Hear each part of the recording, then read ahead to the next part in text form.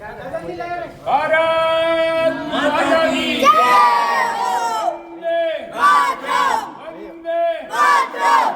गौ माता की सनातन धर्म की भारत माता की वेद की ज्योति जलती रहे, वेद की ज्योति जलती रहे, ओम का झंडा ऊंचा रहे, ओम का झंडा ऊंचा रहे।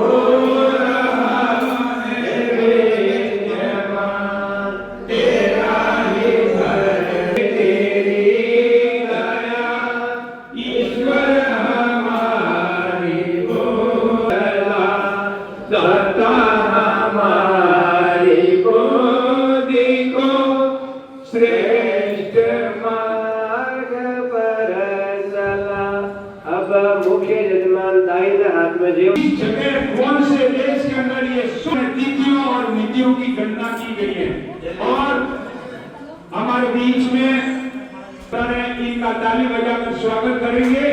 जोधपुर से चलकर इस टाइम पर पहुंचे हैं तो मैं इनका भी स्वागत करता हूं।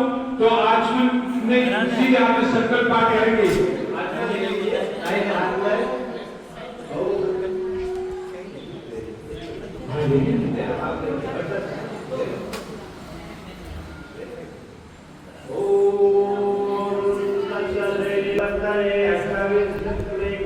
के हरि प्रथमचरणे एकवृन्द शरणवति कोटि अष्टलक्षलक्षपति पंचाशत्सहस्र षड्विंशतिशतं शतं में 1,6,53,126 षष्ठी संवत चल रहा है। हम द्विशती सहस्त्र में 201 दयालना से काल संवत्सरे देवी दक्षिणायने शरद ऋतु भाद्रपदे मासे शुक्ल पक्ष से अष्टम्या से करो अनुराधा नक्षत्र रविवार में शिवमुहूर्ते भूलोके जम्बूद्वीपे आर्यावर्तांतर्गत भारतवर्षे भारतखंडे राजस्थान प्रदेशे जोधपुर जनपदे विपाल नगरे कटी समास भवन में अद्य प्रातःकालीन वेलायां सुख शांति समृद्धि हितार्थ आत्म कल्याणार्थ निवारणार्थ यज्ञ कर्म करना है।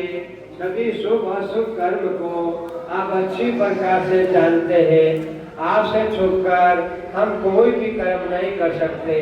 हे ईश्वर, आपकी अनुभूति हमारे मन और बुद्धि में हर पल बनी रहे, जिसके कारण से हम पाप कर्म और पाप कर्म से मिलने वाले दुख रूप फलों से बचते हुए सदैव सर्वहितकारी शुभ कर्म ही करें और हमेशा सुख और शांति को प्राप्त होवे, ऐसी हमारी आपसे विनम्र प्रार्थना है। ओम गुरुत्वादा शिवान भोजे हरिरंगे कौशिका बोध शिव शरणास्य। अब अतः देव यज्ञ हम शुरू करने जा रहे हैं। अग्निहोत्र तो 3 बार आचमन लेना है दाहिने हाथ में। 3 बार आपके समक्ष कटोरी रखी है, चम्मच है और सीधे हाथ में मंत्र के साथ में इस पवित्र जल को पीना है। आप आज इस यज्ञ की शुरुआत करते हैं और अपने परिवारों को अंदर देने की यज्ञ कर सकते हैं। जी में आपके लिए हर एक मंत्र के बाद 3 अलग मंत्र उच्चारण होंगे। एक एक हाथ में मंत्र उच्चारण मंत्र के साथ में पीना है। ओम अमृतो भस्मसे स्वाहा। एक बार हो। ओम अमृता पिबार्वसे स्वाहा। तीसरी बार हो। ओम सत्यम यशस्वी त्रयतां स्वाहा। अब हाथों को पवित्र कर लीजिए वापस और फिर अंग स्पर्श करना है इन 2 उंगलियों से। दवा हाथ में लेना। जल दाएं हाथ का जल लेकर बीच की अनुमिका और मध्यमिका अंगुली ऊपर देके आप बीच की 2 अनुमिका और मध्यमिका अंगुली से अंग स्पर्श करेंगे। मैं बताऊं आपको सरल भाषा में बता दूंगा। तो सबसे पहले मुख पर ओम वाग्मे आसे अस्तु, ओम नशो में प्राणस्तु नाक में, और फिर आंखों पर ओम अक्षरों में चक्षुरस्तु, अब कानों में ओम कर्णयों में श्रोत्रमस्तु, अब दोनों भुजाओं में ओम बाहों में बलमस्तु, अब दोनों घुटनों पर ओम उर्वों में ओजोवस्तु। अब इस मंत्र से सारे शरीर पर छींटे देंगे। ओम अरिष्टानि मेकानि तनुसंभवेशंसु। अब आपके हाथ में सबके पास में पत्र पड़ा हुआ है यज्ञ का पत्र। ये पत्र काटे संशोधन अध्यात्म को फटाफट पत्र सभी को देंगे। इसमें आदिशुद्ध के पास में मंत्र है।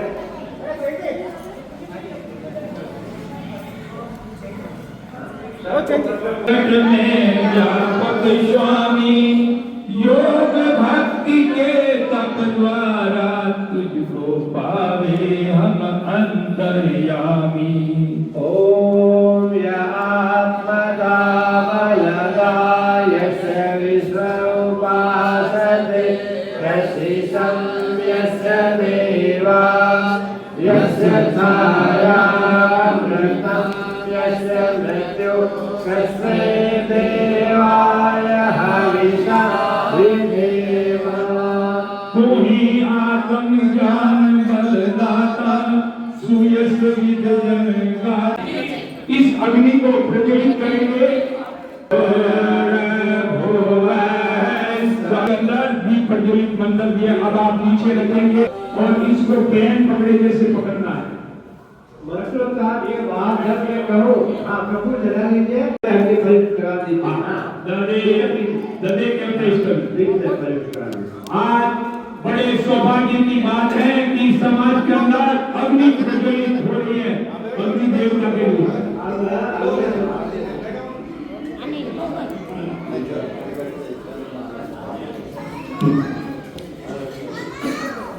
अब अगले मंदिर के मंत्र के साथ थोड़ा थोड़ा दिया उन्हें देनी है।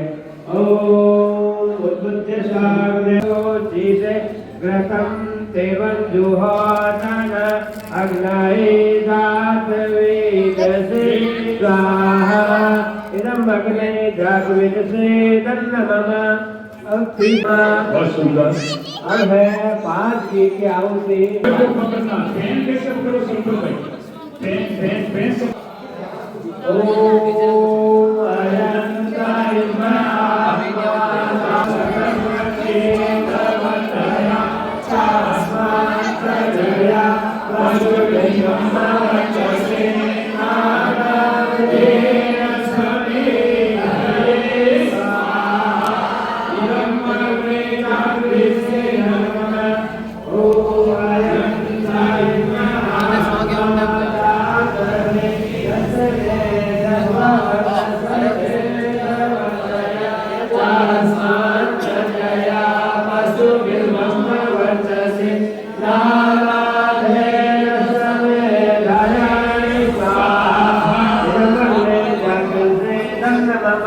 चालू करो जबरी को चालू करो।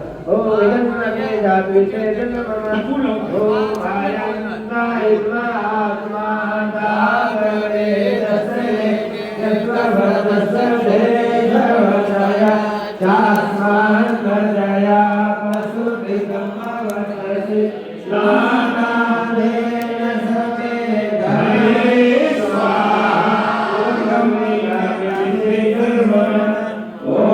सब सुखी हो कोई ना हो दुखहारी सब हो निरोग भगवान गंगाधाम के हो भंडारी सब भद्र भाव से देखे सन्मार्ग के पथिक हो दुखिया न कोई होवे सृष्टि में प्राणधारी हे ईश सब सुखी हो हे ईश सब सुखी हो। यज्ञ प्रार्थना बोलेंगे हाथ जोड़कर हाथ जोड़ेंगे। पत्र पड़ा है पत्र में आरती लिखी हुई है। पत्र में आज यज्ञ की आरती है और यज्ञ की आरती को आप बिल्कुल तन मनता और अपनी बिल्कुल सकारात्मक भाव से बोलेंगे।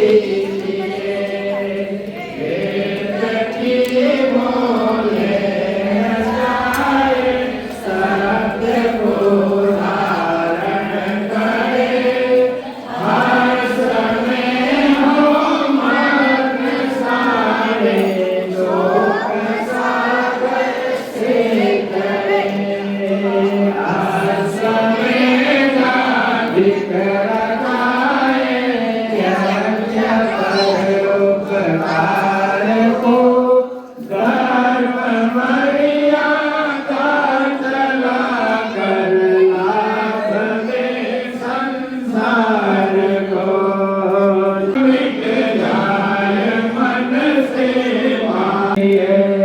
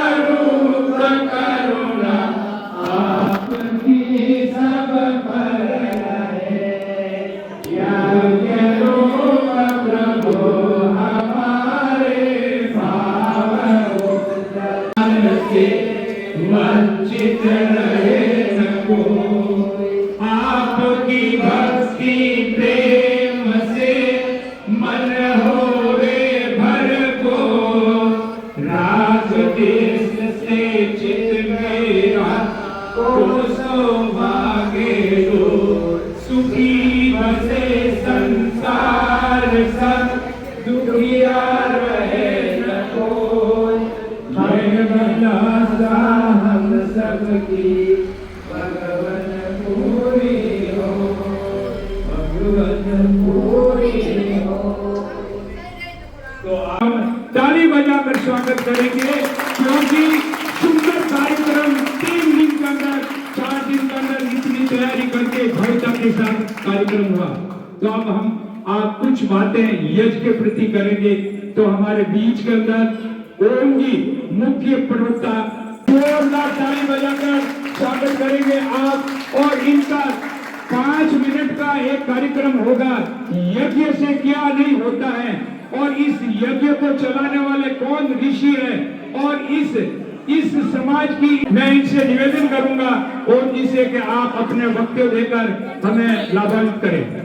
परम सौभाग्य मिला है कि यज्ञ हम कर रहे हैं। यज्ञ इस संसार का सर्वश्रेष्ठ कर्म है, इससे बड़ा कोई कर्म नहीं है। बाकी जो नित्य कर्म है वो इसके सामने सभी तुच्छ है, छोटे हैं। चाहे संसार का कोई भी कर्म हो, उन सब कर्मों में सबसे श्रेष्ठ कर्म है। तो हम सभी का ये सौभाग्य है, हमारे जीवन में ऐसा शुभ अवसर भगवान की हम सभी पर महती कृपा हुई है, तब हमें जीवन में ये मिला है। आर्य विद्यान जोधपुर संभाग और भारत विकास परिषद पिपाड़ शहर के संयुक्त तत्वाधान में घर घर यज्ञ अभियान के तहत यज्ञ चल रहा है। कि गोरुदा में, जैसा नरपत जी ने बताया था कि गोरुदा में बड़ा यज्ञ हुआ था, और आज ये दूसरा, इससे पहले इंदिरा कॉलोनी में गंगा माई मंदिर में बड़ा यज्ञ का आयोजन हुआ था। तो ये आज 71वां यज्ञ है और नरपत जी और पूरी टीम घर घर यज्ञ अभियान में लगी हुई है। यज्ञ हमारे भारत की प्राचीन ऋषि परंपराओं का एक कर्म है। जो क्या होता है, थोड़ी देर शायद मेरी बात को आप सभी ध्यान से सुने। यज्ञ करने से क्या होता है, कई लोग कहते हैं कि घी अग्नि में डाल देने से क्या होगा, अग्नि जलाने से तो वायु प्रदूषण होता है। ऐसा नहीं, हमारी जो सनातन संस्कृति है उसमें हर कार्य के पीछे वैज्ञानिक प्रमाण है। बिना वैज्ञानिक प्रमाण के हमारे जीवन में, हमारी सनातन परंपरा में कोई भी कार्य नहीं होता। उसी में से यज्ञ है। यज्ञ, उसके लिए हमें यज्ञ करना चाहिए। यज्ञ कहा गया है कि हमारे शास्त्रों में कहा गया कि यज्ञ इस सृष्टि की नाभि है। यज्ञ इस सृष्टि की नाभि कैसे है? यदि कहीं हमारे शरीर में व्याधि हो जाए, कोई बीमारी हो जाए, तो नाभि में कई तरह के औषधि लगाने से वो व्याधि दूर हो जाती है। वैसे ही इस सृष्टि की नाभि है जो यज्ञ है। इस सृष्टि का संवर्धन और संरक्षण चाहिए। इस मानव जाति और पूरे विश्व का कल्याण हम चाहते हैं तो वो यज्ञ से कर सकते हैं। महर्षि दयानंद सरस्वती ने गुलामी के कालखंड में हम यज्ञ की परंपरा को भूल गए थे, और जो मुगल आक्रमणकारियों और विदेशियों ने हमारे ऊपर जो अत्याचार किए, इसके कारण हम हमारी प्राचीन परंपरा को भुला बैठे थे। उस परंपरा को महर्षि दयानंद सरस्वती ने आकर पुनर्जागृत किया, और उससे पहले गुरु जुगेश्वर भगवान ने आकर घर घर यज्ञ करने का कार्य किया और लोगों में उपदेश दिया कि यज्ञ ही भगवान है, यज्ञ दुनिया का सर्वश्रेष्ठ धर्म है। कैसे है देखिए, यज्ञ करने से जब घी की आहुति लगती है, घी अग्नि के संपर्क में आता है, तो 10 ग्राम घी अग्नि के संपर्क में आता है तो 1 टन ऑक्सीजन का निर्माण होता है। 10 ग्राम घी के अग्नि के संपर्क में आने से 1 टन ऑक्सीजन का निर्माण होता है। कहते हैं कि यहाँ सृष्टि में जो पेड़ लगे हुए हैं, एक पेड़ 1 वर्ष में 100 किलो ऑक्सीजन देता है। एक पेड़ 1 वर्ष में 100 किलो ऑक्सीजन देता है, और एक मानव को 1 वर्ष में 740 किलो ऑक्सीजन चाहिए। एक पेड़ 1 वर्ष में 100 किलो ऑक्सीजन देता है और एक मानव को 1 वर्ष में 740 किलो ऑक्सीजन चाहिए। तो मानव तो पेड़ जीवन में ही 7 पेड़ नहीं लगाता है, हर साल उसको 7 पेड़ चाहिए। क्या हम पेड़ लगा रहे हैं? यदि हम पेड़ नहीं लगा पा रहे हैं तो यज्ञ करना शुरू कर दें, इतना ही काफी है। 10 ग्राम घी नहीं लेते, 740 ग्राम सॉरी 740 किलो लेते हैं। 740 किलो यानी एक दिन यदि 10 ग्राम घी का हम हवन करते हैं घर में, तो भी हम इतना ऑक्सीजन का निर्माण कर सकते हैं। जब घी अग्नि के संपर्क में आता है तो दो तरह की गैसें निकलती है, इथिलीन ऑक्साइड और प्रोपिलीन ऑक्साइड। इथिलीन ऑक्साइड जीवाणु रोधक होती है। आजकल ऑपरेशन थिएटर में डॉक्टर पहले इथिलीन ऑक्साइड का छिड़काव करते थे, लेकिन आजकल बड़े-बड़े डॉक्टर बड़े-बड़े हॉस्पिटल में ऑपरेशन थिएटर में ऑपरेशन शुरू होने से पहले यह करते हैं। ये कितनी बड़ी बात है, ये हमारी ऋषि परंपरा की कितनी महान देन है उन ऋषियों की कि बड़े-बड़े डॉक्टर अमेरिका और लंदन और क्या जापान क्या मॉस्को हर जगह यज्ञ होने लगा है ऑपरेशन होने से पहले, क्योंकि यज्ञ से जो इथिलीन ऑक्साइड गैस निकलती है वो जितनी कारगर होती है उतनी कृत्रिम गैस कारगर नहीं होती है। ये प्राकृतिक इथिलीन ऑक्साइड गैस का निर्माण होता है। दूसरी गैस निकलती है प्रोपिलीन ऑक्साइड। प्रोपिलीन ऑक्साइड वायु में उपस्थित जल वाष्प का संघनन करके बादलों का निर्माण करती है। जब आप यज्ञ करते हैं तो प्रोपिलीन ऑक्साइड गैस निकलती है और वायु में उपस्थित जल वाष्प का संघनन होता है और संघनन होने से बारिश आती है और बारिश आने से संपूर्ण सृष्टि का कल्याण होता है। बारिश आने से संपूर्ण सृष्टि का कल्याण कैसे होता है वो आप सुनेंगे। शायद मेरी बात को आप ध्यान से सुनेंगे तो जीवन में हम वास्तव में वो कर्म कर पाएंगे जो हमें करना चाहिए, जो हम भूला बैठे हैं। कैसे लेंगे? यदि हम यज्ञ करते हैं तो बारिश ज्यादा होती है। बारिश ज्यादा होने से क्या होती है? हमारे शास्त्रों में कहा गया है कि किसी भी जीव को 84 लाख योनियों से होकर गुजरना होता है। और 84 लाख योनियां क्या है? इस सृष्टि में 84 लाख प्रकार के जीव हैं, उसमें से 20 लाख वनस्पति है। वनस्पति यानी पेड़ पौधे। हमारी संस्कृति में पेड़ पौधों को भी जीव का दर्जा दिया गया है, क्योंकि हमारे पूर्व पेड़ों को बचाने के लिए अपने गर्दन कटा चुके हैं और उन्होंने कहा सिर साटे रुक रहे तो भी सस्ता जान, यदि सिर के बदले एक हरा वृक्ष भी रह जाए तो ये सौदा सस्ता जानना चाहिए। यानी इतना पेड़ों को महत्व दिया है और इतना पेड़ों को महत्व इसीलिए दिया है क्योंकि हम इस पर्यावरण के बिना शून्य है। पर्यावरण के बिना हम कुछ भी नहीं है, जीवित भी नहीं रह सकते। तो 20 लाख वनस्पति है और पेड़ पौधों से बाकी के 64 लाख चलने फिरने वाले हम जैसे जीवों को भोजन मिलता है। 20 लाख वनस्पतियों से 64 लाख जीवों को भोजन मिलता है। टोटल कितना है? 84 लाख। और 20 लाख वनस्पतियों को पेड़ पौधों को भोजन किससे मिलता है? जल से। और जल कहां से आता है? बारिश से। और बारिश कैसे होती है? वर्षा कैसे होती है? यज्ञ करने से वर्षा ज्यादा होगी, यज्ञ करने से वर्षा ज्यादा होगी, पेड़ पौधे ज्यादा होंगे और पेड़ पौधे ज्यादा होंगे तो हमें वातावरण स्वस्थ मिलेगा, पर्यावरण संरक्षित और समर्थित होगा तो हम सभी का कल्याण होगा, पूरी सृष्टि का कल्याण होगा। इसलिए यज्ञ नित्य करना चाहिए। और यज्ञ किससे होता है? यज्ञ किससे होता है? गाय के घी से।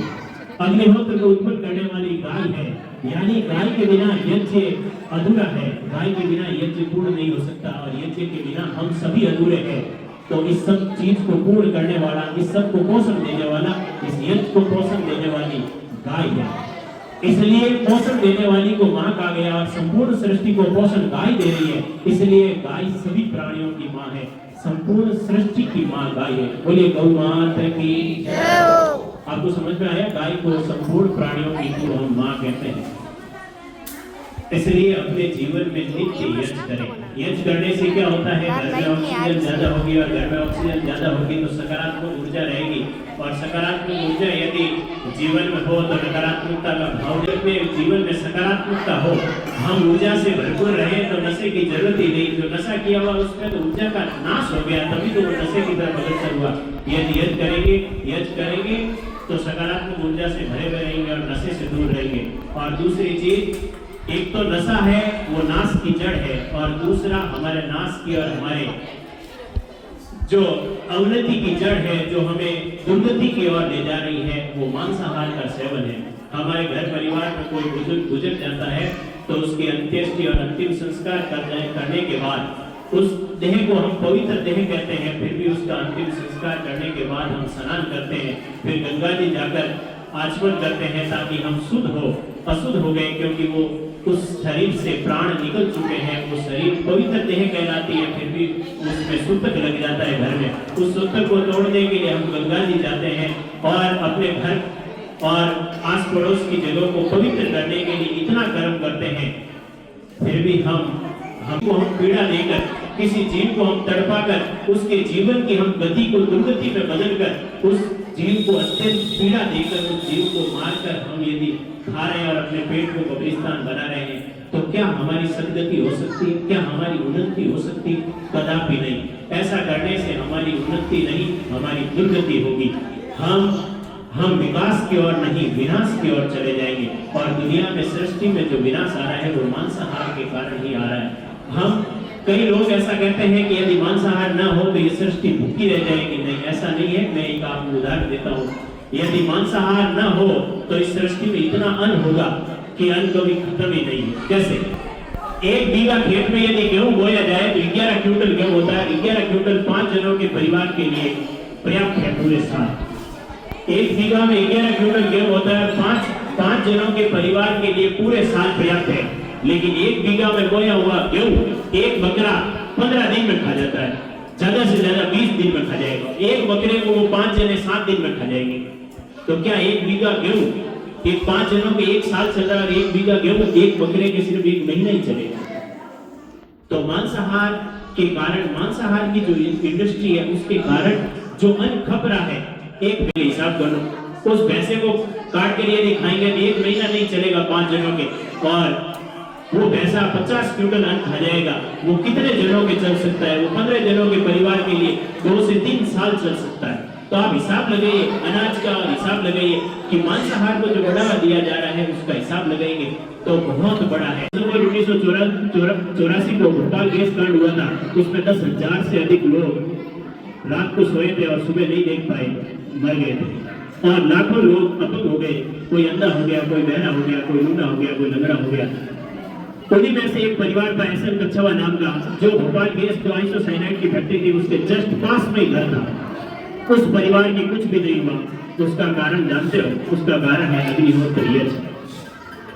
वो परिवार सुबह और शाम रोजाना यज्ञ करता था। यज्ञ हमेशा सूर्य की उपस्थिति में होता है। सूर्योदय के बाद और सूर्यास्त से पहले यज्ञ करना चाहिए।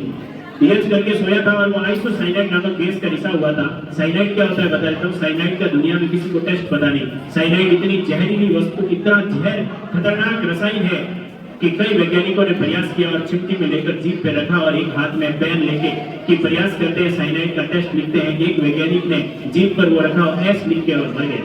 एस लिखा तब तक मर गया। एस का मतलब स्वीट और सोर दोनों ही होते हैं, खट्टा और मीठा दोनों ही होते हैं। और पता नहीं दूसरे कई वैज्ञानिक आए, जीभ पर रखते ही मर जाते हैं, क्योंकि साइनाइड तंत्रिका तंत्र को जाम कर देता है। साइनाइड आपके जीभ पे टच होते ही आपका तंत्रिका तंत्र ब्लॉक हो जाएगा, और तंत्रिका तंत्र ब्लॉक होते ही आपका दिमाग काम करना बंद कर देगा। दिमाग काम करना बंद करते ही हार्ट, लीवर, किडनी सब फेल हो जाते हैं, क्योंकि वो सब दिमाग से ही आदेश प्राप्त करके काम करते हैं। इतना खतरनाक विष होता है साइनाइड। और उसी का अगला रूप होता है आइसोसाइनाइड, उससे भी ज्यादा खतरनाक विष। और इतनी खतरनाक विषैली गैस का रिसाव भोपाल में 2 दिसंबर 1984 को हुआ था। 10,000 से ज्यादा लोग मर गए थे। लेकिन एसएन कच्छवा का परिवार सुबह और शाम यज्ञ करता था, अपने घर परिवार में गाय पालता था और पूरे घर में गाय के गोबर का लेप किया हुआ था। जब रात को आइसोसाइनाइड गैस का रिसाव हुआ तो वो परिवार संध्या होने से पहले यज्ञ करके सोया था, और यज्ञ करने से एक आभा मंडल बना, और उस आभा मंडल के कारण वो विषैली गैस उस परिवार उस घर में प्रवेश ही नहीं कर पाई। वो परिवार बच गया था और बाकी आसपास के सारे लोग मर गए थे। यज्ञ की इतनी ताकत है कि यज्ञ करने से कितना आभा मंडल बनता है। और भी आजकल जो हम परिवार में देखते हैं, समाज में देखते हैं, एक बहुत बुराई है। भूतों के चक्कर में लोग, तंत्र मंत्र के चक्कर में लोग, भूत प्रेत के चक्कर में बहुत पड़ते हैं। इसको भूत लग गया, इसको प्रेत लग गया, इसको चुड़ैल लग गई, इससे बहुत दुखी है लोग। कई घरों में ऐसा मैंने माताओं बहनों के चक्कर देखा है कि इसको भूत लग गया।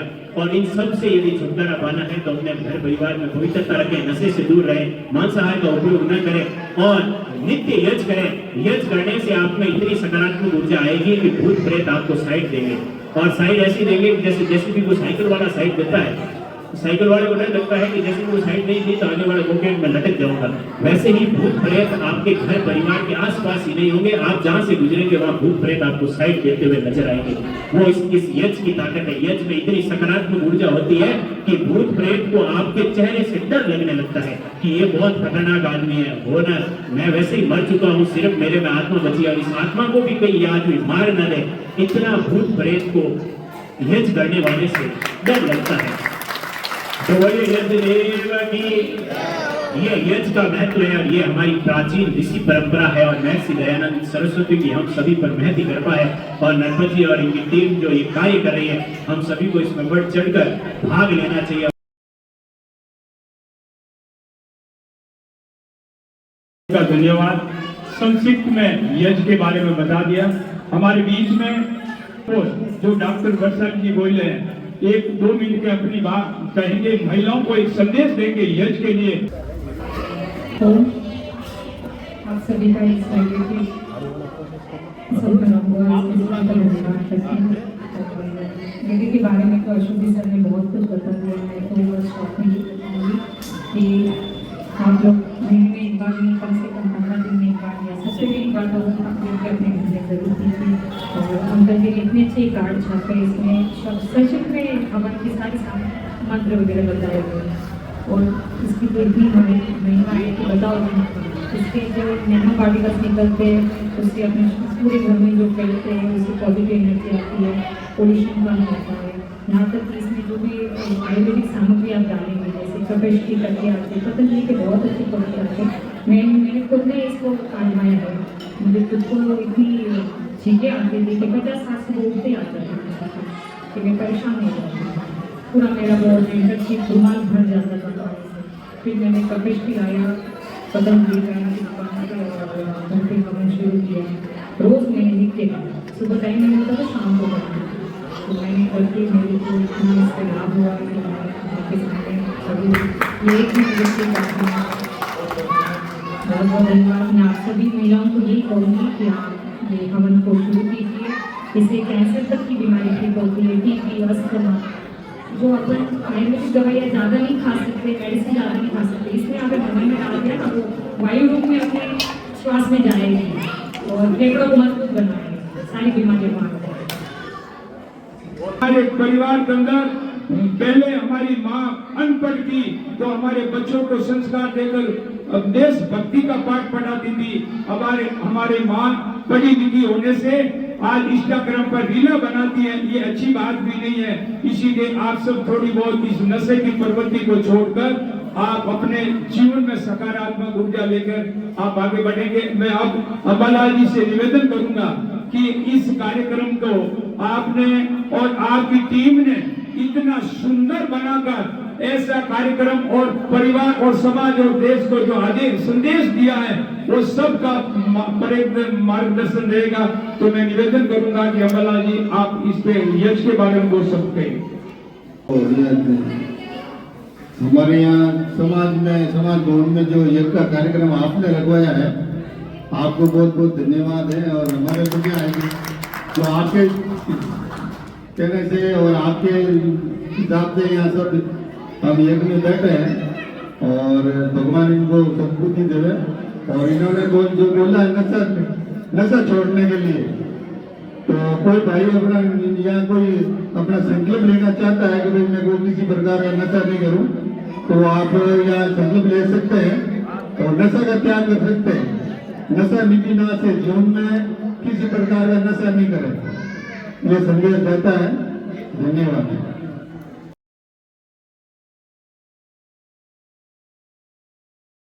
मुस्कुराइए, जो भी देखे एक बार मुस्कुराइए। घर में इतना तनाव होता है कि अपन मुस्कुराने के लिए समय नहीं निकाल सकते हैं, तो यहाँ तो मुस्कुरा सकते हैं। आप उसमें एक बार हल्की सी मुस्कुराहट करें, मुस्कुराइए। तो सबके घरों में माँ है सबके घरों में माँ। तो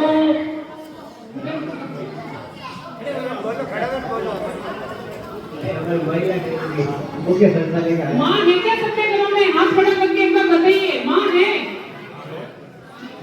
तो माँ है तो एक बार आइंस्टीन का नाम सुना होगा आपने। आइंस्टीन जो एक वैज्ञानिक हुआ था, बच्चों को सबको पता होगा आइंस्टीन हुआ था। तो आइंस्टीन को पूछा गया भाई आप इतने आविष्कार करते हो, तो हमारा एक छोटा सा आविष्कार कर दीजिए। एक बच्चे का ऐसा निर्माण करिए जो बच्चा बुद्धि में तेज हो, बल में तेज हो, पराक्रम में तेज हो। ऐसा निर्माण क्या वैज्ञानिक कर सकता है? बताइए मुझे, वैज्ञानिक ऐसा निर्माण कर सकता है क्या एक बच्चे का? ऐसा वैज्ञानिक के लिए उसने आइंस्टीन ने कहा ये मुझे क्षमा कर दीजिए, ये निर्माण बच्चे का निर्माण मैं नहीं कर सकता। मैं न किसी को राम बना सकता हूँ, न कृष्ण बना सकता हूँ, न मैं उसको हनुमान बना सकता हूँ। तो भी बोला कि ऐसा हनुमान, राम और कृष्ण कहाँ बनेंगे? तो उसने एक ही जवाब दिया कि माँ है जो राम बना सकती है, माँ है जो कृष्ण बना सकती है, माँ है वो हनुमान बना सकती है। सही कहा है या गलत? समर्थन दीजिए मुझे। माँ सब कुछ बना सकती है। कैसे बनाएगी? माँ जब गर्भावस्था में होती है तो एक संस्कार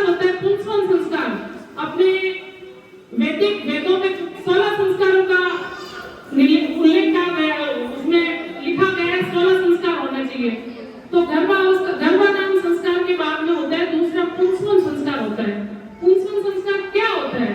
पुंसवन संस्कार वो होता है जब माँ गर्भावस्था के तीसरे महीने में होती है या चौथा लगता है, उस समय बालक का विकास होता है, लेकिन बालक का सर नहीं बनता है, उसमें उसकी सोच नहीं बनती है कि बालक कैसे बोलेगा, अपन क्या देखते हैं, क्या बोलते हैं, क्या सोचते हैं, क्या खाते हैं, किसके साथ उठते हैं, किसके साथ बैठते हैं, ये बच्चे पर प्रभाव पड़ता है।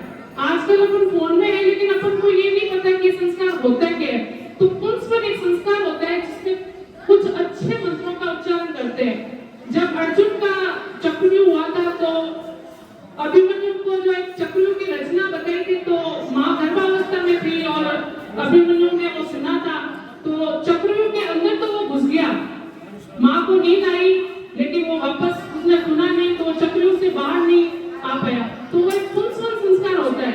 उसमें बच्चे का जब मस्तिष्क का विकास होता है तो उसमें सारे मंत्रों का पाठ किया जाता है। उसके बाद में माँ को क्या करना होता है? माँ को करना होता है हवन करना होता है, उसको सुबह उठ के प्राणायाम करना होता है, उसको अपनी सोच अच्छी रखनी होती है, किताबें अच्छी पढ़नी होती है। लोग क्यों कहते हैं कि गीता का पाठ करो? जब भी अपन किसी अध्यात्म में जाते हैं, गुरु के पास में जाते हैं, कि बच्चे का निर्माण होता है, जब आप किसी को पढ़ना है तो गीता पढ़ो, रामायण पढ़ो, मंत्रों का पाठ करो। क्यों करते हैं? क्योंकि उसमें बच्चे का निर्माण होता है, वो एक राम बनता है, वो एक कृष्ण बनता है, लेकिन वो एक रावण भी बन सकता है, वो राम की जगह रावण भी बन सकता है। तो क्या कहते हैं, आज के युग में कलयुग आया है, कलयुग आया तो कलयुग पे 2 लाइनें बोलूंगी। कलयुग बैठा मार कुंडली, जाऊं तो कहां जाऊं, अब हर घर में रावण बैठा, इतने राम कहां से लाऊं, इतने राम कहां से लाऊं। राम कहां मिलेगा? सब चाहते हैं कि मेरा बच्चा राम हो, लेकिन रावण नहीं बने। तो ये पुंसवन संस्कार होता है। जब भी आपको समय मिले, कभी भी महीने 2 महीने में, जब भी 6 महीने में, साल में आपको समय मिले, सब सम्मिलित होकर एक हवन करें और हवन में बच्चों को साथ लेके आए, ताकि बच्चों पे वो संस्कार पड़े और माँ के जो संस्कार है वो बच्चों पे पड़ते हैं। तो राम और रावण की एक श्रृंखला बनती है, जिसमें अपने जो इसमें ऋषि मुनियों की देन है, जैसा माँ सोचेगी वैसा में बच्चा बन जाएगा। तो मैं पापा से कहूंगी 2 लाइन हवन करेंगे वाली करके। आप सभी का बहुत बहुत धन्यवाद, आपने मुझे ध्यान से सुना, बहुत बहुत धन्यवाद आपका भी। क्यों नहीं करवाते हो और आज हर दिन घर पे यज्ञ करते हो? तो इन्होंने एक संकल्प के साथ में कहा, दत्त जी मेरे अंदर एक बुराई है, बड़ी सोचने वाली बात है। तो इन्होंने मैं कहा बैनर क्यों नहीं लगाते हो, आप घर घर यज्ञ करवाते हो? क्या कर मेरे अंदर बुराई है? क्या बुराई है? एक छोटी सी बुराई है, तंबाकू खाते थे। तो इन्होंने कहा तो मन मेरा मतलब विचलित हो जाता है, मन के अंदर आवाज आती है कि मैं बुराई से भरा हूँ, तो मैं यज्ञ के अंदर ऐसा बैनर लगाकर घर घर यज्ञ के बाद संदेश नहीं देता हूँ। जब इन्होंने 2 महीने से ऐसा संकल्प करके यज्ञ के अंदर वो तंबाकू छोड़ी, तो फिर ये यज्ञ के बैनर तले यज्ञ के अंदर घर घर यज्ञ के अंदर आए हैं। तो इनके लिए ताली बजाओ, क्योंकि संकल्प बहुत मजबूत होता है। इसीलिए आज इस समाज भवन से एक एक बुराई को छोड़ के जाना है। आज ऐसी बुराइयां होने से आज परिवार डूब रहे हैं, गिलासों में जो डूबे हैं, न उम्रे न जिंदगानी में मरे हैं, डूब मरे लाखों इस बंद बोतल के पानी के अंदर। तो आपको सोचना है, ये मीठा झेल आपको छोड़कर आगे बढ़ना। इनमें निवेदन करूंगा 2 शब्द कहकर, फिर आप उन्हें शांति पाठ करेंगे। सबको यज्ञ की सारे नमस्ते जी। इसमें आपको बताता हूँ, यज्ञ किया, यज्ञ है किया, इसको बोलते हैं हम देव यज्ञ अग्निहोत्र। वास्तविकता में ये यज्ञ है हमें देवता को भोग लगाने का सीधा साधन है। हम यज्ञ में जो आहुति देते हैं वो देवता के पास, मतलब देवता को भोग लगता है। हमारे जो पुराने समय में माताएं, बुजुर्ग माताएं थी, वो सब घर घर में चूल्हे पर खाना पकाती थी। खाना पकाने सबसे पहले रोटी घी शक्कर में जोड़ के अग्नि में समर्पित करती थी। तो हमारे शास्त्रों में लिखा है अग्नि में देवा नाम मुखम। आज हम वास्तविक जो देव तत्व नहीं हो रहे हैं हम घर में, ये यज्ञ की हमारी जो घर का यज्ञ अभियान चला रहे हैं, तो उसका मूल उद्देश्य है हम यज्ञ नहीं, आप खुद स्वयं यज्ञ करना सीखे और अपने घर के देवों को तृप्त कीजिए। जब तक हमारे देव तृप्त नहीं होंगे तब तक हमारे घर में सुख संपदा करने के लिए यज्ञ का प्रावधान है। पर सबसे पहला मूल है, हम आज पत्थरों को भोग लगा रहे हैं। क्या वो पत्थर खाते थोड़ी है? पत्थर खाते नहीं है, ठीक हम भाव प्रकट। अब हमारे माताएं बहन है, वो बुजुर्ग हमें पति देव को थाली पुरुष के लाती है, भाव अर्पण करते तो पेट तो नहीं बढ़ा जाएगा। तो इसका सीधा शास्त्रों में शास्त्र भावार्थ है, शास्त्रों में लिखा हुआ है कि देवता को भोग, हम नवरात्रि में अग्नि धूप करते हैं, उसमें नवरात्रि के दिनों में भोग किसमें लगाते हैं? अग्नि में तो लगाते हैं, अग्नि में लगाएंगे तभी देव तृप्त होंगे। तो आप साप्ताहिक ही नहीं धूप कर लो, छोटा मोटा धूप गायत्री मंत्र से भी करके मिष्टान बना के देव को तृप्त कीजिए। बस ये है हमारा ये संदेश देने का मतलब कि आप घर में यज्ञ करो, छोटा बड़ा धूप कर लीजिए और गायत्री मंत्र से बोल के भी आप भोग लगा सकते हो। और कुछ भी मंत्र नहीं आता, ओम स्वाहा, ये सीधे अग्नि है देवताओं का मुख और अग्नि में भगवान का वास है।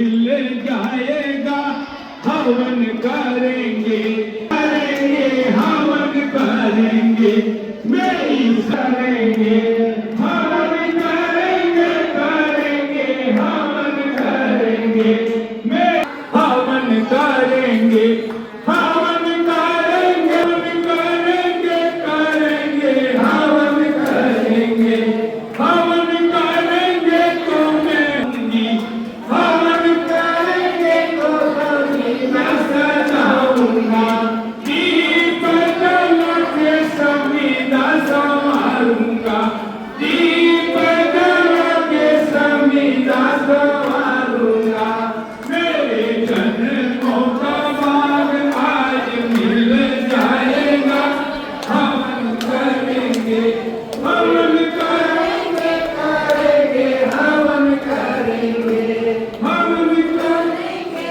करेंगे हवन करेंगे मेरी श्रद्धा का खानदान मिल जाएगा हवन करेंगे मेरी श्रद्धा हवन करेंगे हवन करेंगे करेंगे हवन करेंगे।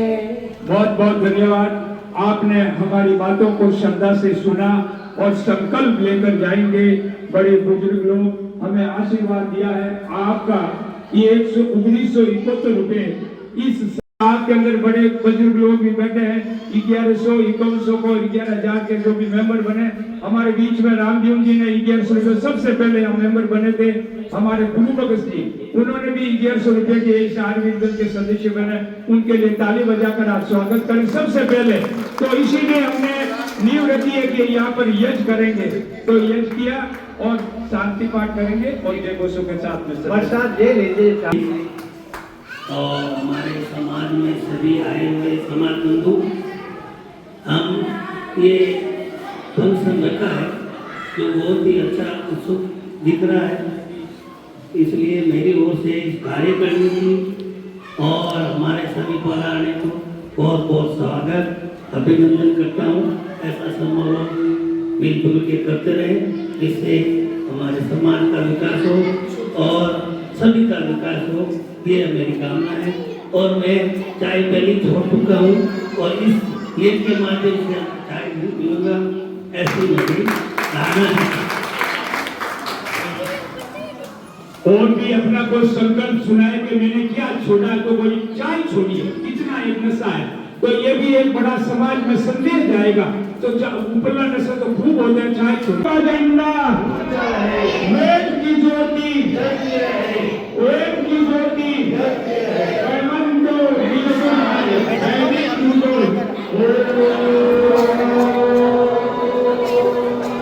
सभी बैठ आशीर्वाद देंगे, बड़े आशीर्वाद देंगे, छोटे अपना शुभकामना प्रकट करेंगे। यजमानस्य कामा ओम पूर्णा संतु यजमानस्य कामा ओम सफला सन्तु यजमानस्य काम ओम स्वस्ति स्वस्ति स्वस्ति स्वस्ति स्वस्ति ओम स्वस्ति न इंद्रो वृषभ सर्वा स्वस्ति न पूषा विश्ववेद स्वस्ति न धार्यो अनष्टनेमि स्वस्ति नो बृहस्पति दधातु। अब इस दरमियान कमरा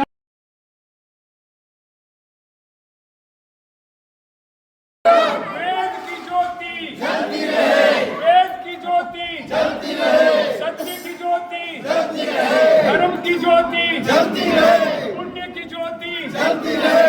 जय जय श्री राम, जय जय श्री राम, जय जय श्री राम, जय जय श्री राम। सनातन धर्म